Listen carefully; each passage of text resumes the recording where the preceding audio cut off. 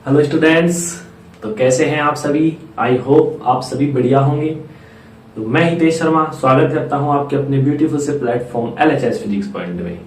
जैसा कि हमने 11th क्लास की फिजिक्स का चैप्टर नंबर 3 पिछले लेक्चर में स्टार्ट कर दिया था, ठीक है। और आज हम लेक्चर नंबर 2 आपके लिए लेकर आए हैं। लास्ट लेक्चर में हमने इस चैप्टर की बेसिक्स जितने भी कॉन्सेप्ट थे वो सब क्लियर कर लिए थे, ठीक है। एक तरह से फिजिक्स की हमने शुरुआत कर दी थी, ठीक है। लास्ट के लेक्चर की यदि मैं बात करूं तो हमने देखा कि इस चैप्टर, यह जो चैप्टर है जिस शाखा के अंतर्गत इसका अध्ययन किया जाता है वो क्या है? मैकेनिक्स है। मैकेनिक्स के बारे में बताया, उसके कुछ मतलब उसके टाइप्स के बारे में बताया, ठीक है। फिर हमने देखा फ्रेम ऑफ रेफरेंस देखा। फिर मैंने आपको विराम अवस्था बताया कि भाई यदि कोई भी पिंड है किसी निर्देश तंत्र के सापेक्ष अपनी अवस्था में परिवर्तन ही नहीं कर रहा है तो वो क्या है? विराम अवस्था में है। जैसे कई बिल्कुल नकटे बालक होते हैं ना, मतलब उनके कुछ भी कर लो कोई असर ही नहीं पड़ता है और वो जैसे हैं वैसे ही रहेंगे, तो वो क्या होते हैं? विराम रहते हैं। बिल्कुल उनका अवस्था क्या रहती है? शून्य रहती है, ठीक है। और कई गतिशील होते हैं, गति मोशन करते रहते हैं हमेशा ही, पल भर में यहाँ तो दूसरे सेकंड ही वहां पहुंच गए, फिर तीसरे सेकंड कहीं और मिलेंगे आपको। तो इस प्रकार से गति भी बताई। गति भी 3 प्रकार से मैंने बताई है, ठीक है।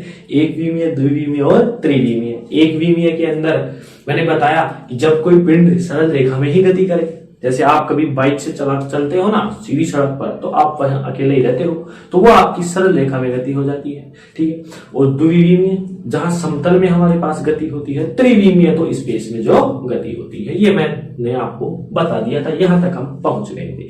अब इसके बाद आज के लेक्चर में हम पढ़ेंगे बहुत ही इंपॉर्टेंट दूरी और विस्थापन, और फिर हम इसकी तुलना भी करेंगे कि दूरी क्या होती है, विस्थापन क्या होता है, दोनों में अंतर क्या है। दोनों बहुत करीबी हैं एक दूसरे के, ठीक है ना। तो इनको समझेंगे हम ध्यान पूर्वक, गलती नहीं करेंगे। आज हम इनमें अंतर करेंगे दोनों में कि इसमें क्या अंतर है, इसमें क्या अंतर है, ये क्या है और ये क्या है, कौन? दूरी और विस्थापन। तो शुरू करते हैं आज का लेक्चर। तो कॉपी पेन निकाल लीजिए, नोट्स बनाने स्टार्ट करें, ठीक है। तो आज के लेक्चर में हम सबसे पहले हेडिंग डालेंगे दूरी। सबसे पहली हेडिंग है हमारी दूरी, डिस्टेंस, ठीक है। पहले हम दूरी के बारे में डिटेल से चर्चा करेंगे, फिर उसके बाद हम विस्थापन के बारे में, फिर दोनों में अंतर क्या है, दोनों की हम क्या करेंगे? तुलना करेंगे। आपके लिए लेक्चर बिल्कुल इजी हो जाएगा, ठीक है। बिल्कुल बेस से चलेंगे हम, बिल्कुल बेसिक। तो सबसे पहले है दूरी। अब दूरी क्या है? सबसे पहले इसकी डेफिनेशन देंगे हम, इसको पॉइंटों में क्या करेंगे? लिखेंगे। तो सबसे पहला पॉइंट है, इसकी डेफिनेशन देता हूं मैं आपको। देखिए, जब कोई पिंड या कण, कोई भी पार्टिकल हो सकता है हमारे पास, जब कोई पिंड या कण के द्वारा तय की गई वास्तविक पथ की लंबाई ही दूरी कहलाती है। किसी भी कण या पिंड के द्वारा तय की गई वास्तविक पथ की लंबाई को क्या कहते हैं? दूरी कहते हैं। पहले लिखिए फिर मैं आपको समझाता हूं दूरी किसे कहते हैं। किसी भी पिंड या कण के द्वारा, किसी भी पिंड या कण के द्वारा तय की गई वास्तविक पथ की लंबाई, तय की गई वास्तविक पथ की लंबाई, तय की गई वास्तविक पथ की लंबाई दूरी कहलाती है। वास्तविक पथ की लंबाई दूरी कहलाती है। यहां तक आप फटाफट से नोट करते हुए चलेंगे। तो डेफिनेशन है हमारी, किसी भी पिंड के द्वारा, किसी भी पिंड या कण के द्वारा तय की गई वास्तविक पथ की लंबाई ही क्या कहलाती है? बोलिए, दूरी कहलाती है। किसी भी पिंड या कण के द्वारा तय की गई वास्तविक पथ की लंबाई ही क्या कहलाती है? दूरी कहलाती है। अब आप बोलोगे कि विस्थापन भी तो यही है। मैं विस्थापन की भी बात नहीं करूंगा, आप कंफ्यूजन हो जाओगे, मैं दूरी की बात करूंगा, ठीक है। मैं बोल रहा हूं किसी भी पिंड या कण के द्वारा तय की गई वास्तविक। अब मान लीजिए आप कहीं जा रहे हैं, मान लीजिए आप अपने घर से कुछ 5 किलोमीटर दूर कोई आपका दूसरा गांव है, वहां पर जा रहे हैं, ठीक है। अब उसकी एक्चुअल में लंबाई कितनी है? मान लीजिए आपका कोई ये विलेज है, ठीक है, ये यहां से आप कोई सिटी में जा रहे हैं, ठीक है। तो विलेज से सिटी लगभग 5 किलोमीटर है। फिक्स है ये क्या है? फिक्स है, एक्चुअल में लंबाई है, वास्तविक पथ की क्या है? ये लंबाई है। ठीक है, तो ये जो लंबाई है ये वही रहेगी, चाहे आप मोटरसाइकिल से जाएं या गाड़ी से जाएं या फॉर्च्यूनर से जाएं, किसी से भी जाएं। क्या ये कम होगी? क्या नहीं होगी, ये तो 5 किलोमीटर ही रहेगी। तो कहने का मतलब है कि किसी भी पिंड या कण के द्वारा तय की गई वास्तविक जो पथ है ना, ये 5 किलोमीटर, उसकी लंबाई दूरी कहलाती है। अब यहां से आप सोचेंगे कि यहां पर तो 2-3 ढाणियों से होकर भी मैं जा सकता हूं, कूद के जा सकता हूं, इधर से जाऊंगा। तो कईयों का दिमाग चलता है कि ये तो 2 किलोमीटर है, अरे यहां तो 4 ही किलोमीटर है यार। वो बोलेगा नहीं मैं तो 2 किलोमीटर से जाऊंगा। नहीं, ये दूरी नहीं होगी। दूरी का तात्पर्य है कि वास्तविक पथ क्या है उसका, एक्चुअल में पथ। तो एक्चुअल में पथ तो आप बोलोगे कि यही है, विलेज से सिटी वाला 5 किलोमीटर ही है, बस। तो यही दूरी है, यही क्या है? दूरी है। तो ये समझ में आ गया होगा इस एग्जांपल से आपको बढ़िया तरीके से कि हमें वास्तविक पथ की लंबाई चाहिए। ऐसे हम कूद के नहीं जाएंगे कि एक कह रहा है यहां 2 किलोमीटर पड़ रहा है, हम कूद के चले गए, 4 किलोमीटर पड़ रहा है हम चले गए। नहीं, वो दूरी नहीं होगी। वास्तविक पथ की लंबाई ही क्या होती है? दूरी होती है। तो ये आपको समझ में आ गई होगी इसकी डेफिनेशन, तो इसमें कोई प्रॉब्लम नहीं हुई होगी। चलिए, तो ये तो थी दूरी। दूसरा, इसे एस या डी से भी व्यक्त करते हैं, इसे एस या डी से भी व्यक्त करते हैं। दूरी की परिभाषा तो आपको बढ़िया तरीके से समझ में आ गई होगी। अब हम दूरी को एस से भी डिनोट कर सकते हैं या हम इसे डी से भी क्या कर सकते हैं? व्यक्त कर सकते हैं। ठीक है, तीसरा पॉइंट, दूरी सदैव धनात्मक होती है। दूरी सदैव धनात्मक होती है। दूरी सदैव धनात्मक होती है। एक स्टेटमेंट को मैं समझाऊंगा, इसको समझा दिया, इसमें कोई समझने वाला है नहीं। इसे एस जो वास्तविक पथ की लंबाई है, आप उसे एस भी लिख सकते हैं, डी भी लिख सकते हैं। अब ये है दूरी सदैव धनात्मक होती है। मैंने अभी एक एग्जांपल लिया था, वही ले लेता हूं। विलेज से आप कहां जा रहे हैं? आज सिटी जा रहे हैं, बहुत मजा आ रहा है आपको कि आप तो हम गांव से शहर की ओर जा रहे हैं। उसके वास्तविक पथ जो एक्चुअल पथ की लंबाई है 5 किलोमीटर है। ठीक है, तो आप यहां जा रहे हैं, वास्तविक पथ की लंबाई 5 किलोमीटर है, वो तो क्या हो गई? आपकी डिस्टेंस हो गई। अब ये है सदैव धनात्मक। अब आप विलेज से सिटी पहुंच चुके हैं, सिटी पहुंच गए हैं, यहां पर मान लीजिए आप पहुंच गए। अब आपको वापस सिटी से कहां आना है भैया? विलेज आना है। सिटी से कहां आना है? विलेज आना है। तो आप मेरे को बताएंगे कि ये आपने 5 किलोमीटर दूरी तय की, तो ये क्या -5 किलोमीटर होगी? नहीं, ये तो वही 5 किलोमीटर है। मान लीजिए आप विलेज में रहते हैं, मैं सिटी में रह रहा हूं, मैं सिटी से विलेज जाऊंगा, तो मेरे लिए तो वो क्या रहेगी? पॉजिटिव ही रहेगी, 5 किलोमीटर ही रहेगी। या मैं विलेज में हूं, सिटी जाऊंगा तो भी मेरे पास तो वो 5 किलोमीटर ही रहेगा। तो मतलब क्या है कि दूरी सदैव धनात्मक होती है, कभी ऋणात्मक नहीं होती। समझ में आया? बिल्कुल। आगे चलिए, तो दूरी सदैव धनात्मक होती है। चौथा पॉइंट है इसका, दूरी का मात्रक, या हम लिखे दूरी एक अदिश राशि होती है। दूरी एक अदिश राशि होती है, इसकी कोई दिशा फिक्स नहीं होती, अदिश राशि होती है। अदिश राशि होती है तभी तो ये पॉजिटिव है। समझ में आया? यदि इसकी दिशा होती तो फिर इसकी विपरीत दिशा भी होती। यदि यह सदिश राशि होती तो हम जानते हैं कि हर दिशा की एक विपरीत राशि होती है, लेकिन यह अदिश राशि है, इसकी कोई दिशा फिक्स ही नहीं है। विलेज से सिटी जाओगे तो भी 5 किलोमीटर ही मिलेगा, सिटी से विलेज जाओगे तो भी 5 किलोमीटर ही मिलेगा। तो दूरी एक कैसी राशि होती है? अदिश राशि होती है। आप इन पॉइंटों को याद रखेंगे, मैं बहुत बढ़िया तरीके से आपको लिखवा रहा हूं। दूरी का मात्रक मीटर होता है। दूरी का मात्रक क्या होता है? मीटर होता है। दूरी का मात्रक मीटर होता है। ठीक है, दूरी का मात्रक क्या होता है? ऐसे पद्धति में मीटर होता है। और यदि सीजीएस की बात करूं तो सेंटीमीटर होता है। समझ में आ गया? चलिए, अब देखिए छठा पॉइंट है इसका कि दूरी की विमा क्या होती है? दूरी की विमा, ये तो आप बताएंगे, ये मैं नहीं बताऊंगा। दूरी की विमा लंबाई एल होती है, क्योंकि दूरी लंबाई एक क्या है? मूल राशि है, जिसकी विमा क्या होती है? दूरी की विमा एल होती है। दूरी की, बोलिए, दूरी की विमा क्या होती है? एल होती है। समझ में आता है? यहां दूरी की विमा एल की जगह आप L1 भी कर सकते हैं, कोई इसमें प्रॉब्लम नहीं है, क्योंकि यहां हम दूरी ले रहे हैं, दूरी है हमारे पास, तो हम L1 कर सकते हैं या L भी चलेगा। ठीक है, तो ये है 6 पॉइंट अपने पास। अब देखिए 7वां पॉइंट, पहले आप यहां तक नोट करें। कर लिया नोट? चलिए, तो मैं 7वां पॉइंट है वो मैं यहां ऊपर लिख देता हूं, यहां पर देखेंगे आप। ठीक है, यहां लिखते हैं हम। मजा आ रहा होगा आपको, दूरी को समझने में कोई दिक्कत नहीं आ रही होगी। देखिए 7वां पॉइंट क्या है? दो बिंदुओं के मध्य दूरी अनंत प्रकार से होती है। पहले मैं लिख रहा हूं, समझाना तो है। दो बिंदुओं के मध्य, दो बिंदुओं के मध्य दूरी अनंत प्रकार से होती है। दो बिंदुओं के मध्य दूरी अनंत प्रकार से होती है। अनंत प्रकार से होती है।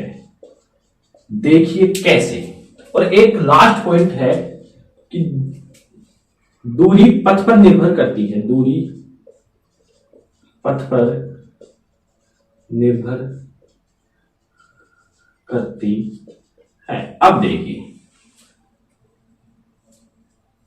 7वां पॉइंट में समझाता हूं आपको। दो बिंदुओं के मध्य, अब मान लीजिए आपका ये विलेज है ब्यूटीफुल सा, वही एग्जांपल है हमारे पास, और यहां पर है आपकी सिटी। आप तैयार हो रखे हैं आज ढंग से कि आज तो हम कहां जाएंगे? सिटी में जाएंगे, चलेंगे, सिटी चलेंगे।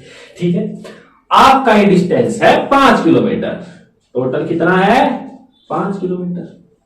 ठीक है, चलिए, अब ये कह रहा है दो बिंदुओं के मध्य दूरी अनंत प्रकार से हो सकती है। ठीक है, समझ में आता है। अब मान लीजिए यहां से मैं जा रहा हूं 0 किलोमीटर, फिर मेरे पास एक बिंदु ए आता है, वहां पर है मेरे पास ये 1 किलोमीटर होता है। इसके निर्देशांक है मेरे पास 2 0, फिर इसके निर्देशांक है मेरे पास 4 0, और इसके निर्देशांक है मेरे पास 5 0, A B C, और ये हो गया D पॉइंट। ठीक है, चलिए, ऐसे कुल मिला के मेरे पास 5 किलोमीटर आ गया। एक्स एक्स की बात कर रहा हूं, इसलिए मैं वाई क्या ले लिया? 0 ले लिया। भैया सरल रेखा में गति हो रही है ना, तो एक विमीय गति है ये, इसलिए इसमें एक ही क्या होगा? अक्ष होगा। समझ में आया? कंफ्यूजन तो नहीं है? वाई 0 क्यों लिया गया? आपके मस्तिष्क में आ रहा हो। वाई इसलिए 0 लिया है क्योंकि यह सरल रेखा में, हम सड़क पर चल रहे हैं। कहां चल रहे हैं? सड़क पर चल रहे हैं, तो वो सरल रेखा में गति हो रही है, एक विमा में हो रही है, मतलब उसमें एक अक्ष होगा, इसलिए मैं एक्स अक्ष ले लिया। ठीक है, अब आप मेरे को इसका मतलब क्या है सर? आप तो ये बताएं। बिल्कुल, दो बिंदुओं के मध्य दूरी अनंत प्रकार से हो रही है। मैं लिख रहा हूं कि मेरे को तो OA की दूरी चाहिए, तो आप बोलेंगे 1 है। बिल्कुल है 1। मैं बोलूं मेरे को तो OC की दूरी चाहिए, तो दो बिंदुओं के मध्य की दूरी चाहिए OC, और वो अनंत प्रकार से होगी। पहले हम क्या करेंगे? OA को जोड़ेंगे, फिर हम किसको जोड़ेंगे? AB को जोड़ेंगे, फिर हम किसको जोड़ेंगे? BC को जोड़ेंगे, फिर 1 प्लस, समझ में आया? 1 प्लस ये कितनी दूरी? यहां तक 1, यहां से यहां तक 1, फिर यहां से यहां तक कितनी? 2। तो 1 प्लस 2 कितनी हो गई? बोलिए 4 हो गई। मतलब कि दूरी दो बिंदुओं के मध्य अनंत हो सकती है। बिल्कुल हो सकती है। हमने तो OC पूछा था, अब इसके मध्य 3 कैसे आ गए? 3 का योग है OC, इसका योग है 3 का। देखिए 1, फिर 1 और फिर 2। ऐसे ही मान लीजिए कोई आप विलेज से इस बार आप कंट्री चले गए, दूसरी अदर कंट्री फॉरेन जा रहे हैं, और आपकी डिस्टेंस पूछ रहा हूं मैं कि आपको तो विलेज से कहा जाना है, फॉरेन जाना है डिस्टेंस, तो उसमें अनंत होगी कि नहीं? होगी अनंत। ठीक है, तो ये है इसका मतलब कि मैं पूछ रहा हूं OC, लेकिन वह देखो 3 भागों में योग के बराबर आ रही है, मतलब अनंत हो जाएगा। कोई बड़ी दूरी लेंगे तो इन्फिनिटी होगा। ऐसे ही मान लीजिए मेरे को OD की चाहिए, OD वो वाली नहीं समझना है, OD यहां क्या है? बिंदु है। ठीक है, तो OD की कैसे करेंगे? हम OA जोड़ेंगे, फिर AB जोड़ेंगे, फिर BC जोड़ेंगे, और फिर CD भी जोड़ेंगे। तो 1 plus 1 plus 2 plus 1, 1 plus 1 plus 2 plus 1, 5 kilometre अपने पास आ गया। समझ में आता है? तो इस प्रकार से कि दो बिंदुओं के मध्य दूरी अनंत प्रकार से हो सकती है। मैं पूछ रहा हूं और भी, लेकिन आपको 1 2 3 4 भागों में आपने बताया ऐसे लंबी दूरी होगी तो आप अनंत वहां आ जाएगा। समझ में आता है। इसी प्रकार दूरी पथ पर निर्भर करती है। ये तो आप इंटेलिजेंट आप ही बता देंगे पथ पर निर्भर करती कैसे। परिभाषा में देखिए, तय की गई वास्तविक पथ की लंबाई, तो यह वास्तविक पथ की जब लंबाई ही क्या है, दूरी है, तो यह पथ पर तो निर्भर करेगा। 5 किलोमीटर जाना है तो वही दूरी है और वही ये पथ पर फॉलो करेगा इस पथ को ही, क्योंकि दूरी कहती है कि मैं कभी शॉर्टकट नहीं जाऊंगा।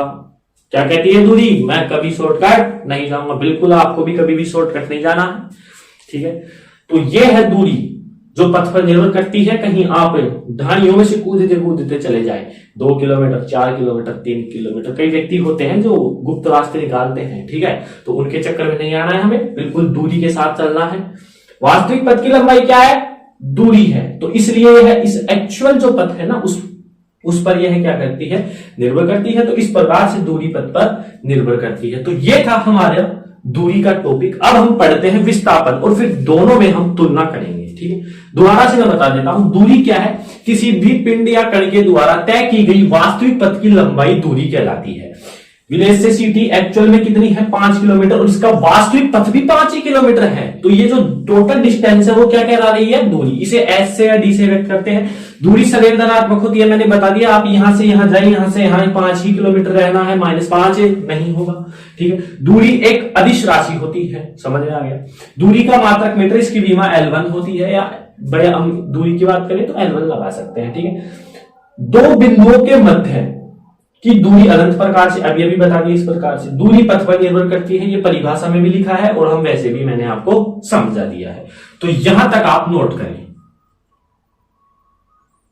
चलिए,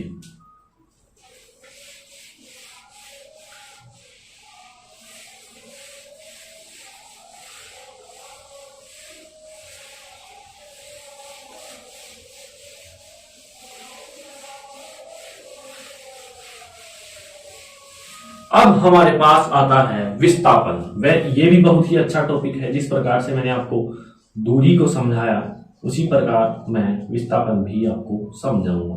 देखिए, विस्थापन क्या है? दूरी क्या थी? किसी भी कणीय पिंड के द्वारा, सुनना ध्यान से, किसी भी कणीय पिंड के द्वारा तय की गई वास्तविक पथ यानी एक्चुअल पथ की लंबाई। यहां लिख देता हूं मैं वास्तविक पथ, मतलब कि 5 किलोमीटर है तो 5 ही किलोमीटर रहेगा वास्तविक पथ। चलिए, विस्थापन क्या है? किसी भी कणीय पिंड के द्वारा प्रारंभिक स्थिति व अंतिम स्थिति के मध्य तय की गई न्यूनतम पथ की लंबाई ही क्या होती है? विस्थापन। मतलब विस्थापन पथ पर निर्भर नहीं करता है। अब इसमें कौन लोग आएंगे? जो लोग गांव से शहर जाएंगे ढाणियों से कूदकर, 2 किलोमीटर चले, 3 किलोमीटर चले, यहां से जाऊंगा तो 2 ही मिलेगा, यहां से जाऊंगा तो 3 ही मिलेगा, वो है आपका विस्थापन। मतलब प्रारंभिक व अंतिम बिंदु के मध्य तय की गई न्यूनतम पथ की लंबाई क्या होती है? विस्थापन। ये आपको समझ में आ गया होगा। अब डेफिनेशन लिख देते हैं। किसी पिंड या कण के द्वारा, किसी पिंड या कण के द्वारा, किसी पिंड या कण के द्वारा प्रारंभिक व, किसी कण या पिंड के द्वारा प्रारंभिक व अंतिम, किसी पिंड या कण के द्वारा प्रारंभिक व अंतिम बिंदु के मध्य, प्रारंभिक व अंतिम बिंदु के मध्य तय की गई, पहला है ये, तय की गई न्यूनतम पथ की लंबाई, तय की गई न्यूनतम पथ की लंबाई क्या कहलाती है? बोलिए, विस्थापन कहलाती है। लंबाई विस्थापन कहलाती है। तो डेफिनेशन आप सभी को समझ में आ गई होगी। किसी भी पिंड या कण के द्वारा, किसी भी पिंड या कण के द्वारा प्रारंभिक व अंतिम बिंदु, या यहां बेटर होगा स्थिति लिखेंगे, प्रारंभिक व अंतिम स्थिति। ठीक है, बिंदु भी वैसे बढ़िया है, लेकिन स्थिति और भी यदि हम अच्छी डेफिनेशन दें इसकी, तो प्रारंभिक व अंतिम स्थिति के मध्य तय की गई न्यूनतम पथ की लंबाई, तय की गई न्यूनतम पथ की लंबाई क्या कहलाती है? विस्थापन कहलाती है। समझ में आता है? मतलब कि इसमें ये चलेगा, देखिए, मतलब हमारे पास ये क्या है? विलेज था, यहां से हम कहा जा रहे हैं? सिटी। एक्चुअल पथ की लंबाई 5 किलोमीटर। यदि मैं यहां से यहां जाता हूं तो मेरे पास आ रही है 3 किलोमीटर। फिर एक व्यक्ति बताता है कि आप यहां से जाइए ना, आपके पास 2.5 किलोमीटर ही आएगा। तो दो स्थितियां हो गई, एक तो विलेज का स्टैंड और एक सिटी का स्टैंड। प्रारंभिक व अंतिम स्थिति, मान लीजिए ये ए है, ये बी है। अंतिम स्थिति के मध्य तय की गई न्यूनतम पथ कौन सा है? अब आप इसमें मेरे को बताएंगे न्यूनतम पथ इसमें कौन सा है? न्यूनतम पथ कौन सा इसमें? 2.5 किलोमीटर का। तो इसका विस्थापन कितना होगा? 2.5 किलोमीटर होगा। तो ये डेफिनेशन आपको समझ में आई होगी। इससे हम ये भी कह सकते हैं, आपको ये पॉइंट भी समझ में आ गया होगा कि जो विस्थापन है वो पथ पर निर्भर नहीं करता है। समझ में आ गया? दूरी क्यों करती थी? परिभाषा से ही हम बोल रहे थे दूरी में कि ये वास्तविक पथ चाहिए इसको, तो पथ पर निर्भर करेगी। अब इसको वास्तविक पथ तो चाहिए नहीं, इसको न्यूनतम पथ की लंबाई चाहिए। वो ही क्या है? यहां विस्थापन होता है। ठीक है, तो इसका दूसरा पॉइंट है, विस्थापन को किससे व्यक्त करते हैं? विस्थापन को आर वेक्टर या एक्स से भी व्यक्त किया जाता है, से भी व्यक्त किया जाता है। एक्स समझ गए होंगे, सरल रेखा में गति, दोबारा बोल रहा हूं मैं, एक विमीय होती है, एक अक्ष आएगा। सरल रेखा में गति एक विमीय होती है, एक ही अक्ष आएगा। ठीक है, अब आपको समझ में आ गया, जैसे ही इसके आर वेक्टर लगा तो विस्थापन एक कैसी राशि है? सदिश राशि है। चलिए लिख दीजिए, विस्थापन एक सदिश राशि होती है, सदिश राशि होती है। ठीक है, चौथा पॉइंट यह है, कौन यह है? विस्थापन धनात्मक, ऋणात्मक व शून्य भी हो सकता है, वह शून्य भी हो सकता है। यह धनात्मक भी हो सकता है, ऋणात्मक भी हो सकता है और शून्य भी हो सकता है, जबकि हमारे पास दूरी हमेशा पॉजिटिव रहती है। एग्जाम्पल से मैं इस कथन को समझाता हूं। देखिए, ये कोई डिस्टेंस है मेरे पास, ठीक है, ए और बी। पहले भी लिया है मैंने ये उदाहरण। मान लीजिए इस पॉइंट पर है मेरे पास माइनस का 2 और 0, ठीक है। ये पॉइंट है मेरे पास स्मॉल ए, ये है मेरे पास 1 0, ये है स्मॉल सी है मेरे पास यहाँ पर, ये है 5 और 0, और एंड वाले पॉइंट पर है 8 और 0। ठीक है, तो मैं पूछ रहा हूं कि बीसी की दूरी बताइए मेरे को। दूरी की बात कर रहा हूं, तो दूरी कितनी है बीसी की? 1 से लेकर 5 तक गया है, तो टोटल कितनी हो गई? 1 + 5 6 हो गई। कितनी हो गई बोलिए? 6। या इसको मैं यहाँ 0 0 मान लेते हैं। मान लीजिए इसको 0, यहाँ से क्या हो रहा है? हाँ, 0 बढ़िया रहेगा। बी बिंदु से स्टार्ट हो रहा है, इधर की साइड और इधर की साइड। मैं पूछ रहा हूँ बीसी की दूरी, तो मैं बताऊंगा बीसी = 5। ठीक है, मैं पूछ रहा हूं ए बी की दूरी, तो मेरे पास क्या आएगा? 2 आएगा। लेकिन यदि मैं पूछूं कि ए बी का विस्थापन -2, क्यों? क्योंकि विस्थापन एक सदिश राशि होती है, जबकि दूरी एक अदिश राशि होती है। अंतर समझ में आ गया? ऋणात्मक क्यों होती है। और धनात्मक का भी यदि हम इधर से बात करेंगे, 0 से इधर की साइड बी, यदि मैं इसकी दूरी बोलूं, या इसको नाम दे देते हैं, मैं नाम दे दूं इसको, डी नाम दे देता हूं, तो मैं बीडी की दूरी पूछूं तो आप बताएंगे 8, सही है। और विस्थापन भी पूछूं तो 8 ही बताएंगे। यदि मैं पूछूं ए बी की दूरी, तो आप क्या बोलेंगे? 2 है। यदि मैं ए बी का विस्थापन पूछूं तो क्या बोलेंगे आप? -2 है। तो समझ में आ गया? मतलब दूरी और शून्य कब होगी? देखिए, मान लीजिए मेरे पास ये कोई पथ है, मैं यहां से यहां गया, है ना। और फिर वापस इसी पोजीशन पर आया तो मैं पूछ रहा हूं कि मेरा विस्थापन कितना हुआ 0, जबकि ये भी 5 था, ये भी 5 था, टोटल 10 होना चाहिए था। 10 कब होगा? दूरी के हिसाब से, विस्थापन के हिसाब से क्या हो गया? 0। मतलब वो जहां से गया है वहीं वापस आ गया, तो उसका विस्थापन कितना हो गया? 0। तो इस प्रकार से 0 भी होता है, धनात्मक भी होता है और ऋणात्मक भी होता है। अगला पॉइंट, 5वां पॉइंट है विस्थापन का मात्रक भी मीटर होता है। विस्थापन का मात्रक मीटर होता है। विस्थापन का मात्रक मीटर होता है। विस्थापन का मात्रक क्या होता है? बोलिए, मीटर होता है। हम एसआई की ही बात कर रहे हैं, सीजीएस में सेंटीमीटर हो जाएगा, एफपीएस में फुट हो जाएगा। ठीक है, विस्थापन का मात्रक क्या होता है? मीटर होता है। अगला देखिए, विस्थापन की विमा भी क्या होती है? जो ही दूरी की होती है। विस्थापन की विमा आप इसको ऐसे लिख सकते हैं, L1 होती है।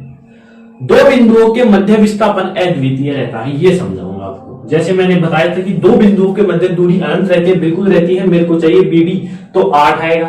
कितना आएगा? 8 आएगा। लेकिन कैसे आएगा वो? 5 प्लस, सॉरी, BD टोटल कितनी है? यहां से यहां गया 0 प्लस 5, ये डिस्टेंस कितनी? 5। फिर ये 5 से कितनी हो गई? 3 हो गई। सही है ना।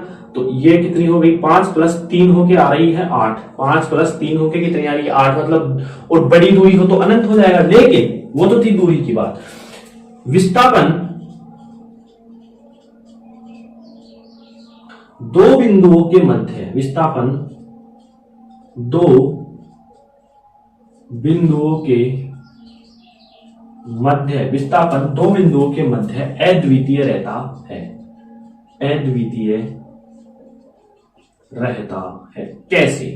देखो, मैंने पूछा कि B और D की लंबाई, तो आपने बता दिया 5 प्लस 3। दूरी पूछा तो 5 प्लस 3 इक्वल टू 8 हो गया, आपने बता दिया। मैंने पूछा BD का विस्थापन बताइए, आप टोटल बोलेंगे 8। आपको मतलब नहीं है, आपको तो उसकी प्रारंभिक व अंतिम स्थिति देखनी है। प्रारंभिक 0 है, अंतिम 8 है, तो 8 माइनस 0 कितना? 8। आपको इससे मतलब नहीं। ये तो क्या है? यूनिक है, अद्वितीय है दो बिंदुओं की। ये बीच बीच में से योग करके नहीं आने वाली, ये तो दूरी की जैसी नहीं है। समझ में? मैं साथ के साथ अंतर भी बताना जा रहा हूं, ताकि हम जब तुलना करेंगे तो आपको आसानी होगी। दूरी क्या थी? दो बिंदुओं के मध्य अनंत थी, मतलब कि 5 प्लस 3 था दूरी तो। और विस्थापन क्या है? यह दो बिंदुओं के मध्य अद्वितीय होता है। BD की चाहिए तो 8 माइनस 0 8। सिंपल, इसका सिंपल सा काम है। विस्थापन दो बिंदुओं के मध्य अद्वितीय रहता है। ठीक है, एक और पॉइंट है इसका जो मैं नीचे लिख देता हूं, 8वां पॉइंट, कि विस्थापन पथ पर निर्भर करता है। क्या? विस्थापन पथ पर निर्भर, विस्थापन पथ पर निर्भर नहीं करता है। निर्भर नहीं करता है। समझ में आता है? तो ये था हमारा एक और अच्छा टॉपिक, विस्थापन। जिस प्रकार से आपको दूरी बिल्कुल समझ में आई है और विस्थापन भी समझ में आया है, तो विस्थापन को एक बार फिर से बता देता हूं मैं, साथ के साथ दूरी में भी अंतर बताता हुआ चलता हूं। किसी पिंड या कण के द्वारा प्रारंभिक व अंतिम स्थिति के मध्य तय की गई न्यूनतम पथ की लंबाई, मतलब कि ये जो 5 किलोमीटर है, यदि यहां से ये 3 है, यहां से 2 है, तो ये 2 किलोमीटर इसका विस्थापन होगा। यह पथ पर निर्भर नहीं करता है। दूरी क्या थी? एक्चुअल पथ, मेरे को तो 5 किलोमीटर से ही जाना है, वह पथ पर निर्भर करती है।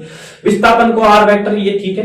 विस्थापन एक सदिश राशि होती है, दूरी अदिश होती है। यह धनात्मक ऋणात्मक शून्य समझा दिया है मैंने, और दूरी हमेशा पॉजिटिव रहती है, वो भी बता दिया है। विस्थापन का मात्रक मीटर, उसका भी मात्रक मीटर। विस्थापन की विमा L1, दूरी की विमा L1। विस्थापन दो बिंदुओं के मध्य अद्वितीय होता है। इंपोर्टेंट था, अंतिम बिंदु माइनस प्रारंभिक बिंदु हम ऐसे विस्थापन निकालते हैं, समझा दिया था ये भी। और विस्थापन पथ पर निर्भर नहीं करता, ये बता दिया है। ठीक है, तो इस प्रकार से हमने दूरी और विस्थापन के टॉपिक क्या कर लिए हैं, बोलिए, कंप्लीट कर लिए हैं। तो यहां तक आप नोट करें।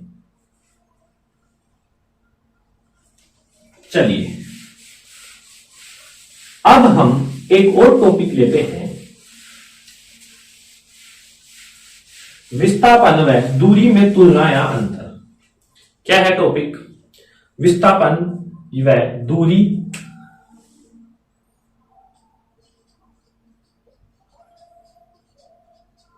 विस्थापन व दूरी में तुलना। ठीक है, तो ये हेडिंग उतारी। विस्थापन व दूरी में तुलना, ये हमारे आज का लेक्चर का क्या है, लास्ट टॉपिक है। मैं इनकी तुलना ऑलरेडी आपको बता चुका हूं, जब हम विस्थापन और दूरी पढ़ रहे थे, दोनों में अंतर ही इसकी क्या है, तुलना है। बस इसमें थोड़ा सा अंतर होगा और कुछ भी नहीं है। इसका पहला पॉइंट हम लिखेंगे, देखिए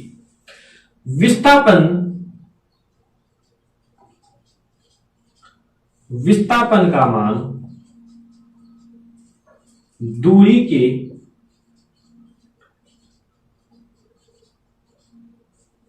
बराबर या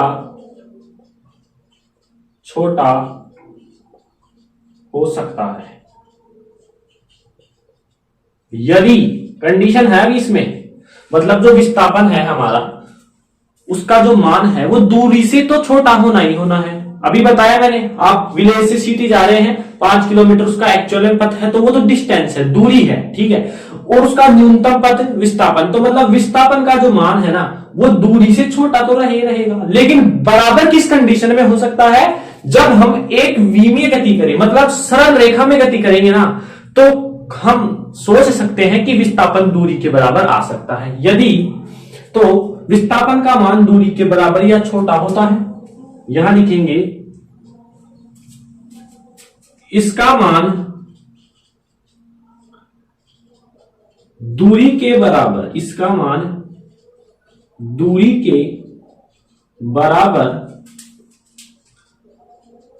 तभी हो सकता है, दूरी के बराबर तभी हो सकता है जब एक विमीय यानी सरल रेखा में गति हो, जब सरल रेखा में गति हो। पहला पॉइंट है, इंपोर्टेंट पॉइंट है, मैं समझा देता हूं एग्जांपल से। अब मान लीजिए, अब आप सिटी में तो चली गई, हर एग्जांपल में सिटी में जा रहे, अब आप आओगे सिटी से विलेज, तो अब आप थोड़े मायूस होकर आओगे, यार सिटी में तो बहुत मजा आया था, विलेज में क्या करेंगे जाके, विलेज में तो आना पड़ेगा, अपना घर है विलेज। देखो सिटी से कहां आ रहे हैं आप, विलेज में आ रहे हैं। अब इसका कुछ अलग लिखता हूं मैं, ये ए पॉइंट है, ये बी पॉइंट है।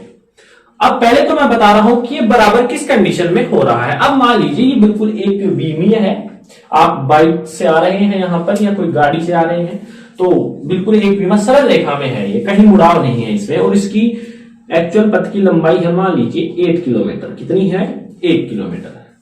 अब कई व्यक्ति थे उस बाइक पर या गाड़ी में, वो सोच रहे थे यार कुछ शॉर्टकट निकल जाए, कहीं से कूदते उदते हम चले जाएंगे, लेकिन उन्होंने तो पूरा देख लिया, लेकिन उनको शॉर्टकट कहीं मिला ही नहीं। मतलब उनका जो न्यूनतम पथ था ना, वो भी कितना था, 8 किलोमीटर ही था। उन्होंने खूब देखा कि कहीं शॉर्टकट मिल जाए, 1 किलोमीटर तो बचेगा, कम से कम 7 किलोमीटर चल लेंगे, लेकिन उनको तो ऐसा कुछ मिला नहीं। इसलिए उसका एक्चुअल में जो एक्चुअल पथ तो 8 किलोमीटर था दूरी तो, लेकिन न्यूनतम पथ भी कितना हो गया, 8 किलोमीटर। तो उस स्थिति में विस्थापन किसके बराबर हो गया, विस्थापन किसके बराबर हो गया, बोलिए इस एग्जांपल में दूरी के बराबर हो गया। समझ में आ गया किस कंडीशन में होगा, यह किस कंडीशन में है, सरल रेखा में गति हो रही है, ये सरल रेखा में गति हो रही है, सरल रेखा में गति हो रही है, तब विस्थापन दूरी के बराबर हो गया। अतः हम लिख सकते हैं दूरी का जो मान है विस्थापन से बड़ा व बराबर हो सकता है, ठीक है। विस्थापन का हम यहां ले लेंगे परिमाण। समझ में आ गया, तो ये है इसकी कंडीशन, ये एग्जांपल के थ्रू मैंने आपको बता दिया। बराबर तो कब होगा, सरल रेखा में गति होगी, तब उनको कोई शॉर्टकट नहीं मिलेगा, तब बराबर हो जाएगा, बड़ा तो हमेशा रहना ही है, ठीक है। अब मान लीजिए आपको शॉर्टकट मिल गया, 6 किलोमीटर से चल गए, तो दूरी हमेशा बड़ी ही रहेगी। चलिए, तो ये आपको समझ में आ गया। अब आगे देखिए,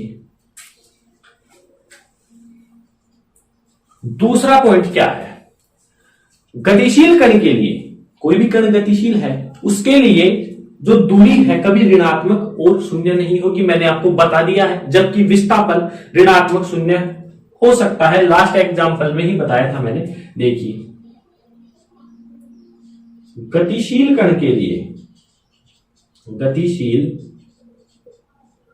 कण के लिए दूरी, गतिशील कण के लिए दूरी केवल धनात्मक हो सकती है, ऋणात्मक और शून्य नहीं हो सकती है। अभी आप गए सिटी से विलेज आ रहे हो, फिर वापस विलेज से सिटी जा रहे हो, तो क्या वो 8 किलोमीटर का -8 किलोमीटर होगा, क्या नहीं होगा। यदि आप कहां गए, सिटी से विलेज आए तो 8 किलोमीटर चले, और विलेज से वापस सिटी गए तो भी 8, टोटल कितना 16 किलोमीटर। तो क्या जीरो हुआ? नहीं हुआ। मतलब कि गतिशील कण के लिए दूरी तो कभी ऋणात्मक व शून्य नहीं होती है, व शून्य नहीं होती है, जबकि दूरी ऋणात्मक व शून्य नहीं होती है, जबकि विस्थापन हो सकता है, विस्थापन ऋणात्मक भी हो सकता है, शून्य भी हो सकता है। मैंने बता दिया था। मान लीजिए आप यहां से यहां गए, 8 किलोमीटर तय की, पहले आप यहां से यहां जा रहे हैं 8 तय की, फिर वापस इसी पॉइंट पर आ गए, तो आपके द्वारा तय किया गया विस्थापन 0, जबकि आपकी बाइक बताएगी कि 16 किलोमीटर चलाऊंगा। तो बताओ, ये तो अन्याय हो गया आपके साथ। ये है फिजिक्स।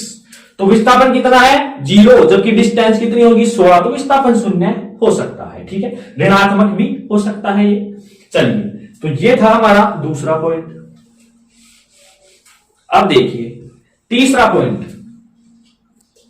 दो बिंदुओं के मध्य दूरी अनंत होती है, अनंत प्रकार से होती है। समझ में आ रहा?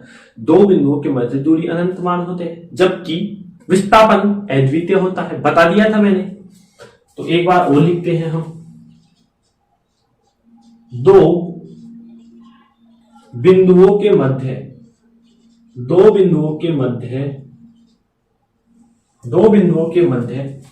दूरी अनंत पर होती है, दूरी अनंत प्रकार से होती है, दूरी अनंत प्रकार से होती है,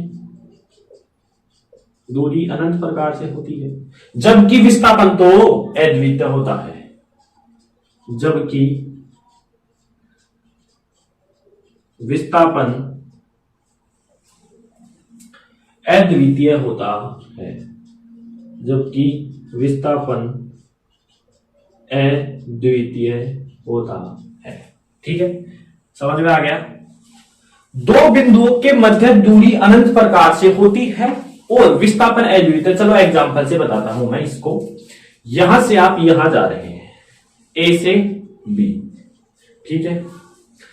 यहां पर कोई बिंदु है मेरे पास, एक यहां है, एक यहां है, एक यहां है, ठीक है।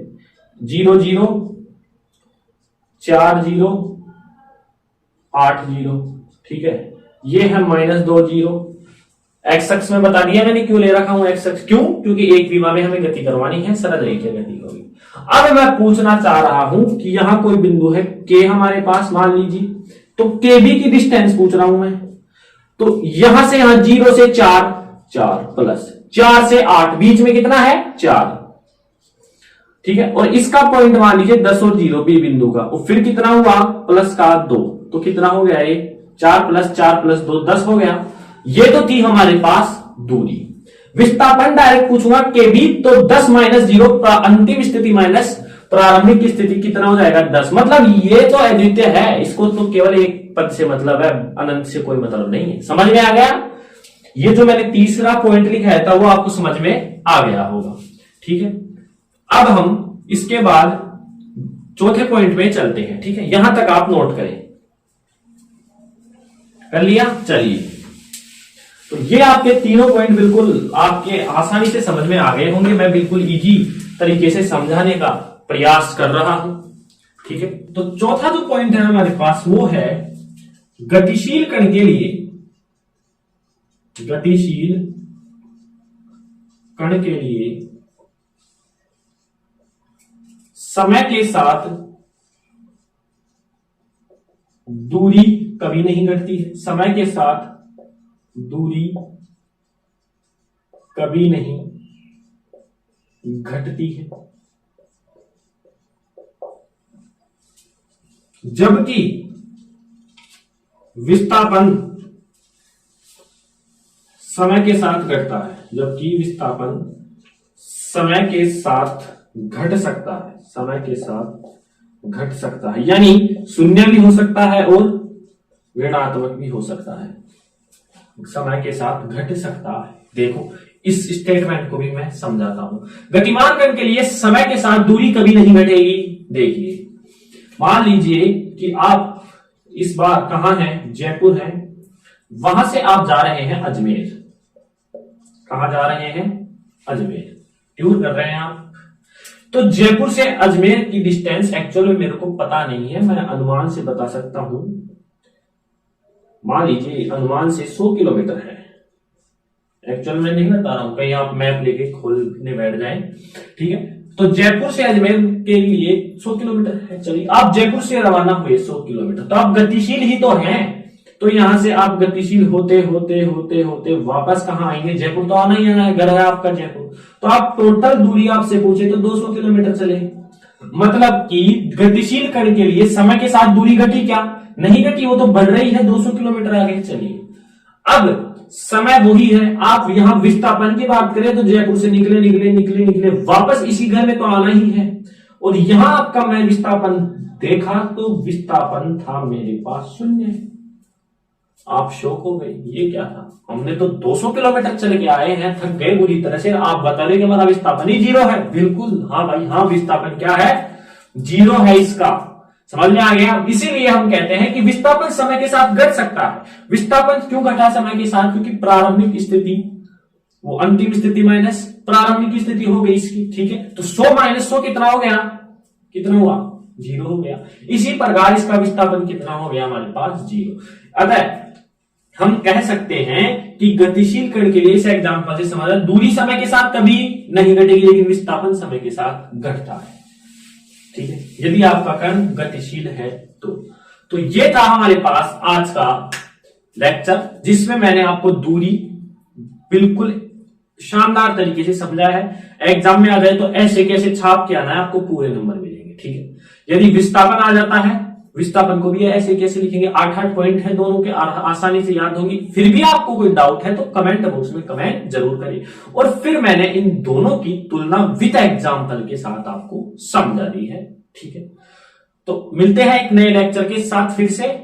तब तक के लिए आप पढ़ाई करते रहें। अगले लेक्चर में हम देखेंगे चाल के बारे में, पढ़ेंगे चाल कितने प्रकार से होती है, अर्थात स्पीड को हम कंप्लीट करेंगे। ठीक है, तो आप ज्यादा से ज्यादा 11th क्लास के जो स्टूडेंट हैं, जो कि 10th से पास आउट होकर गए हैं, पास तो सभी होंगे। जिन भी स्टूडेंट्स ने एग्जाम दिए उनको पता होगा कि हम पास होंगे या फेल होंगे, और फिर भी नहीं पता है तो आपका रिजल्ट भी आने वाला है 1-2 दिन में। तो जो बच्चे अपने ऊपर बिलीव रखते हैं कि मैं पास हो चुका हूं, मेरे को आगे जाकर मैथमेटिक्स या बायोलॉजी लेनी है, तो वो अभी से स्टार्ट कर दें 11th की क्लास करना। यदि जिन बच्चों का टारगेट है IIT JEE ड्रॉप नीट, वो अभी से तैयारी करें। ठीक है, तो मिलते हैं एक नए लेक्चर के साथ। तब तक के लिए आप पढ़ाई करते रहें। All the very best.